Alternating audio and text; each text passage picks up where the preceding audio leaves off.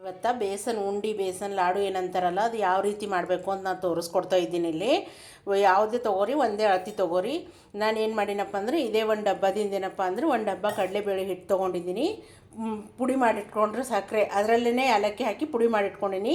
ಒಂದೇ ಅಳತೆ ತೊಗೋರಿ. ಎಷ್ಟು ಬೇಸನ್ ಹಿಟ್ಟು ತೊಗೋತಿರಲ್ಲ ಅಷ್ಟೇನಪ್ಪ ಅಂತಂದ್ರೆ ಸಕ್ಕರೆನೂ ತೊಗೋಬೇಕು. ಯಾರ್ಯಾರಿಗೆ ಜಾಸ್ತಿ ಬೇಕು ಯಾರ್ಯಾರಿಗೆ ಕಮ್ಮಿ ಬೇಕು ನಿಮ್ಮ ಪ್ರಕಾರ ನೀವು ನೋಡ್ಕೊಂಡು ಹಾಕಿ ಸಕ್ಕರೆ. ಆಮೇಲೆ ಇದೇ ಡಬ್ಬದಿಂದ ಒಂದು ಡಬ್ಬ ಏನಪ್ಪ ಅಂದ್ರೆ ನಾನು ತುಪ್ಪ ತೊಗೊಂಡಿದ್ದೀನಿ. ಇಲ್ಲಿ ತುಪ್ಪ ತೊಗೊಂಡಿದ್ದೀನಿ ಇದೇ ಡಬ್ಬದಿಂದ.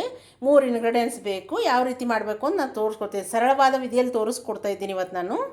ಇಟ್ಕೊಂಡಿನಿ ನಾನು ಈ ಕಡಾಯಿನಲ್ಲಿ ಮೊದಲು ಬೇಸನ್ ಹಿಟ್ಟು ಹಾಕ್ಕೋಬೇಕು. ಮೊದಲಿಗೆ ಬೇಸನ್ ಹಿಟ್ಟು ಹಾಕ್ಕೊಂಡು ಒಂದು 5 ನಿಮಿಷ ಚೆನ್ನಾಗಿ ಹುರ್ಕೋಬೇಕು. ಇದನ್ನು 5 ನಿಮಿಷ ಹುರಿದಾದ್ಮೇಲೆ ಮತ್ತೇನು ಮಾಡ್ಬೇಕಂತ ಹೇಳ್ತೀನಿ ನಾನು. 5 ನಿಮಿಷ ಮೊದಲಿಗೆ ಇದಕ್ಕೆ ಹುರ್ಕೋರಿ ಗಮ ಅನ್ನೋವರೆಗೂ. ನೋಡಿ 5 ನಿಮಿಷ ಆಯಿತು. ನಾನು ಲೋ ಟು ಮೀಡಿಯಮ್ ಫ್ಲೇಮ್ನಲ್ಲಿ ಇಟ್ಕೊಂಡು ಒಂದು ಸ್ವಲ್ಪ ಹಸಿ ವಾಸನೆ ಹೋಗಬೇಕಿದು ಅಷ್ಟೊತ್ತನ ನಾನು ಹುರಿದೀನಿ. ಆಮೇಲೆ ಈಗ ಇದರಲ್ಲಿ ತುಪ್ಪ ಹಾಕ್ಕೋಬೇಕು.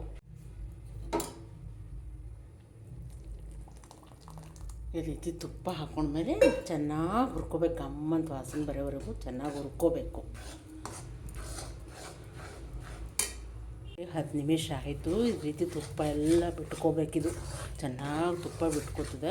10 ನಿಮಿಷ ಆಗ್ಯದಿಲ್ಲಿ. ಇನ್ನೂ ಒಂದು 5 ಇಲ್ಲ 10 ನಿಮಿಷ ಬೇಕಿದನ್ನು ಚೆನ್ನಾಗಿ ತುಪ್ಪನಲ್ಲಿ ಹುರ್ಕೋಬೇಕಿದನ್ನು. ಇನ್ನೂ ಒಂದು 5 ನಿಮಿಷ ಬೇಕು. ಹಸಿ ವಾಸನೆ ಹೋಗುವವರೆಗೂ ಹುರ್ಕೋಬೇಕು ಈ ರೀತಿ. ನೋಡಿ ಇದಕ್ಕೆ 20ರಿಂದ 25 ನಿಮಿಷ ಹತ್ತಿದೆ. ಇದಕ್ಕೆ ಚೆನ್ನಾಗಿ ಹುರ್ಕೊಲಿಕ್ಕೆ ಈಗೆಲ್ಲ ಇದು ಗಮ್ ಅಂತ ವಾಸನೆ ಬರ್ತಾಯಿದೆ. ಚೆನ್ನಾಗಿ ತುಪ್ಪ ಎಲ್ಲ ಬಿಟ್ಕೊಂಡಿದೆ. ಇದನ್ನು ಪೂರ ತಣ್ಣಗೆ ಆರೋವರೆಗೆ ಬಿಡಬೇಕು. ಇದರಲ್ಲಿ ಏನೂ ಹಾಕಬಾರ್ದು. ಅರ್ಧ ಗಂಟೆ ಎಷ್ಟು ಹತ್ತದ ಅಷ್ಟು ಪೂರ ಆರ್ಬೇಕು. ಇದನ್ನು ಇದರಲ್ಲಿ ಏನೂ ಹಾಕಕ್ಕೆ ಹೋಗ್ಬೇಡಿ. ಈಗ ಆರ್ಲಕ್ಕೆ ಬಿಡಿ. ಇದಕ್ಕೆ ಪೂರ ಇದನ್ನು ಆರಕ್ಕೆ ಬಿಟ್ಟಿನಿ. ಈ ರೀತಿ ಕೈ ಹಚ್ಚಕ್ಕೆ ಬರಬೇಕು. ಆ ರೀತಿ ಆರಬೇಕಿದು. ನಾವು 1 ಅವರ್ ಬಿಟ್ಟಿನಿ.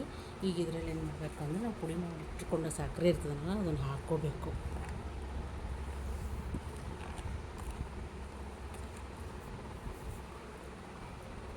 ಈ ರೀತಿ ಸಕ್ಕರೆ ಹಾಕ್ಕೊಂಡು ಎಲ್ಲನೂ ಚೆನ್ನಾಗಿ ಕೈ ಹಚ್ಚಿ ಕಲಿಸ್ಕೋಬೇಕು. ಈ ರೀತಿ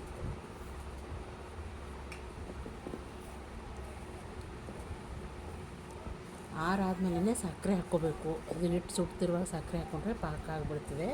ಅದಕ್ಕೆ ಆ ಹಿಟ್ಟೆಲ್ಲ ಚೆನ್ನಾಗಿ ಆರಬೇಕು. ಈ ರೀತಿ ಕೈಲಿ ಕಲಿಸ್ಲಿಕ್ಕೆ ಬರಬೇಕು. ಆ ರೀತಿ ಆರಬೇಕು ಹಿಟ್ಟು.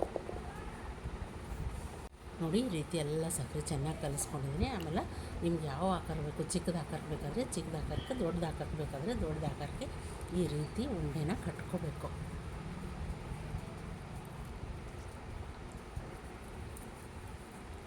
ನೋಡಿ ಈ ರೀತಿ ಉಂಡೆನ ಕಟ್ಕೋಬೇಕು.